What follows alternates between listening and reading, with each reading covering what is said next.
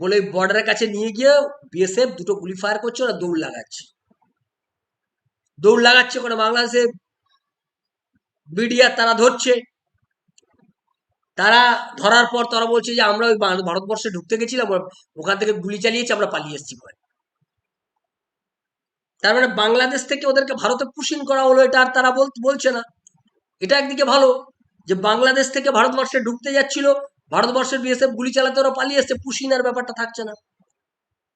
এই করে এখনো প্রায় 1010 লোক মাত্র ঢোকানো হয়েছে, যদিও সংখ্যাটা অনেক এখনো ভারতবর্ষে রয়েছে, কয়েক লক্ষ।